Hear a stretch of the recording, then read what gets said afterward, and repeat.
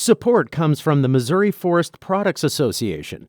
Missouri produces wood pallets, railroad ties, white oak barrels, hardwood floors, and more.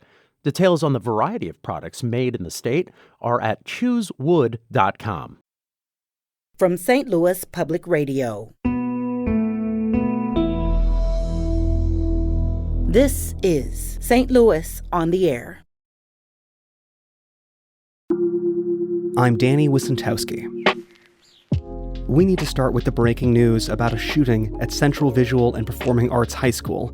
That's in South St. Louis, just southwest of Tower Grove Park. We are still in the early stages of this, and police say 2 are dead, 1 adult and 1 student. Police shot the suspect, a 20-year-old male who is also dead. It's not clear at this time what connection, if any, he had to the school.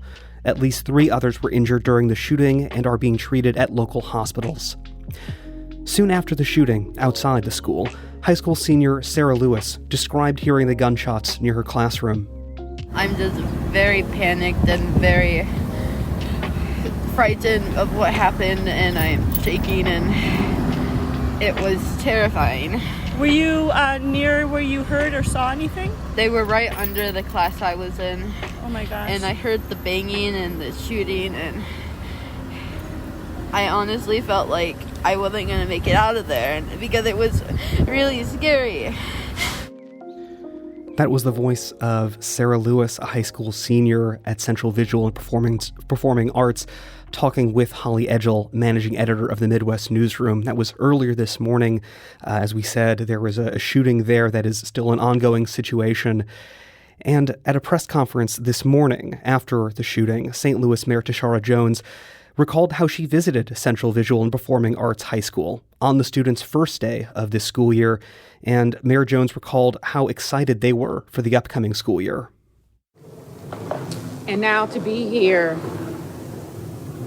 for such a devastating and traumatic situation breaks my heart, especially as a mother. My son called because they got the news at his school as well. And he says, "Mommy, you sound stressed." I'm stressed and I'm heartbroken. I'm heartbroken for these families who send their children to our schools hoping that they'll be safe. Our children shouldn't have to experience this. They shouldn't have to go through active shooter drills in case something happens. And unfortunately, that happened today. That's St. Louis Mayor Tishaura Jones speaking this morning at the scene of the shooting at Central Visual and Performing Arts High School. Now, St. Louis Public Radio reporters are following this story right now, and in studio, we have Holly Edgell, our for the Midwest Newsroom managing editor, and we also have education reporter Kate Grumke, who has been following the events today. Kate, Holly, thank you both so much for being here today. You're welcome. Thanks. Kate, I wanted to ask you, just tell us a bit about this school, Central Visual and Performing Arts. Tell us a bit about it, and what do we know about that shooting that broke out there today? Yeah, so the school is a St. Louis Public Schools school, and it is all students that are gifted in some artistic way. So I've seen performances of the kids who are amazing dancers, or they have great musicians there. And St. Louis Public Schools Superintendent Kelvin Adams said there were about 700 students who were at the school who witnessed the shooting in some way today. And it's a high school, so it's high school age students. Kate, I know we're all concerned about the physical injuries and the deaths, and as things report, we're going to find out more things that are upsetting, I'm sure, about this situation. But talk to us a bit about what happens to these kids. This, as you said, hundreds of kids have witnessed this in some way. They're going to be living with this trauma for a while. What road do they have in front of them to go down, and what kind of support is going to be there for them? Yeah, so I think it's safe to say that all 700 of those kids are going to be suffering from this, will have trauma from it.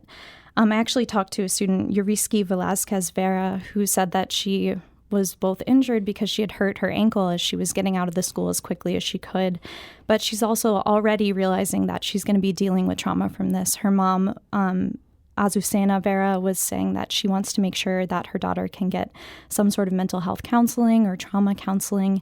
And I think a lot of parents are looking to the school district to provide that in some way. So I haven't heard any announcements about that yet, but I know that that is a big focus in St. Louis public schools. They really care about mental health for their students, so I think they'll probably be offering something. Now, a lot of schools have active shooter drills. They're in some ways prepared for this, but this situation, it seems to really show us there's nothing you really can prepare yourself for something like this. To see the images we're seeing of kids climbing out of windows, or as you say, injuring, the scrum, to be part of a panic is a terrifying and a dangerous thing on its own. What do we know about how these schools were prepared for this situation, and were there things in place that did have things in place for this kind of tragedy? Yeah, you're right. So the student I spoke with did say that she thought it was a drill at first because that's something that they do regularly in the schools. She also was confused about how the gunman got into the school because they have metal detectors at the doors. St. Louis Public School Superintendent Kelvin Adams said that there were 7 officers, security officers at the school during this. And we also know that the doors were locked. So somehow the gunman still got in. I want to turn to Holly Edgell, who is our managing editor of the Midwest Newsroom, and she was speaking with some of the students who were pouring out of the school this morning. Holly, you had a chance to speak to some of these students and parents. What did they tell you, and what condition did they escape the school in? Well, the first person I talked to and encountered on my way up Arsenal toward the Schnooks, where the police were gathering, was Miss Lewis, whose cut you just played. She was palpably upset. She was with her mom, so I asked her mom if it would be okay to talk to her, and she said yes. And you could just feel it vibrating off her. I mean, she's a senior. She said she could hear sounds from below, and just the unimaginable rest of their day, rest of their week, rest of their lives. What's that going to be like? The next group was a group of 4 friends, boys, different ages. One of them lived nearby, and so they were going to go to his house and wait for their parents.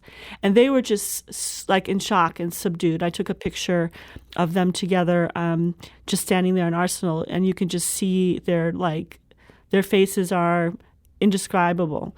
So they were less, and they had not heard anything. They just knew they were being hustled out. And as they were leaving, they started hearing bits and pieces of what was going on. And then lastly, I encountered a young woman named Isabella who was being held by her mom.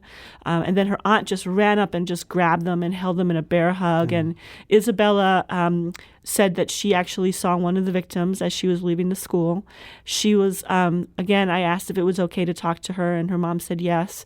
And the minute I stopped, they just went back into that bear hug. There's people milling about. I heard wailing. I heard crying.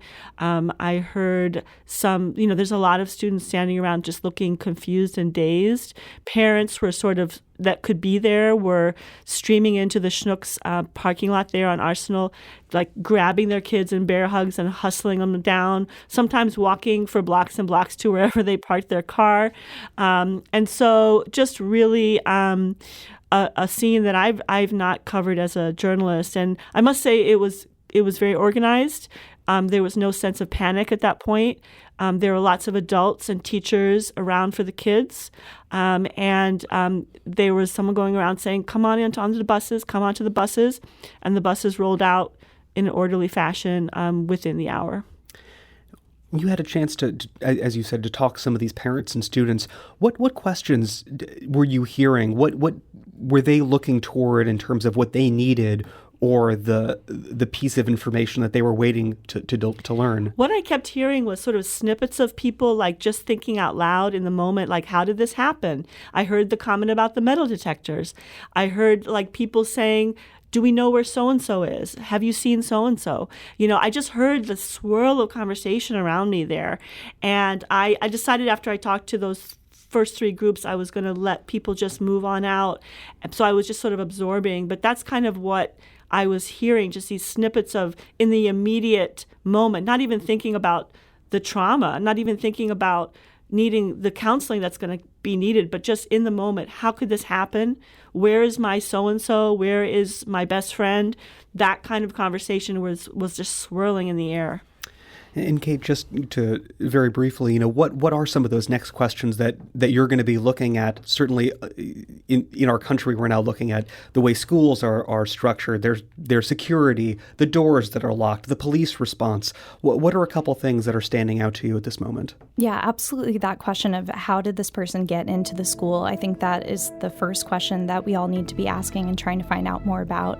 And I think moving forward, what resources are there for the kids? St. Louis Public Schools is kind of unique that they deal with a lot of gun violence on an individual level with students. They even have an Educators for Gun Safety group that's working to try to kind of work on those individual shooting issues. And so I want to know, what are they going to do for the kids that are experiencing trauma from this?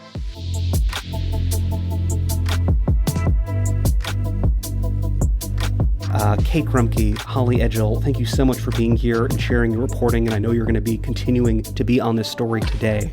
This is St. Louis on the Air on St. Louis Public Radio.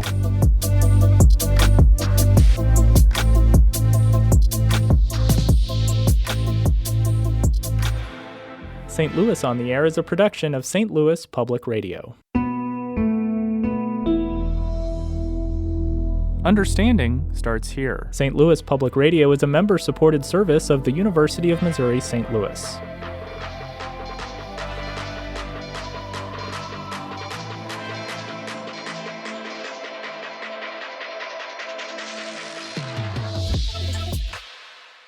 Support comes from the Missouri Forest Products Association. Missouri produces wood pallets, railroad ties, white oak barrels, hardwood floors, and more. Details on the variety of products made in the state are at choosewood.com.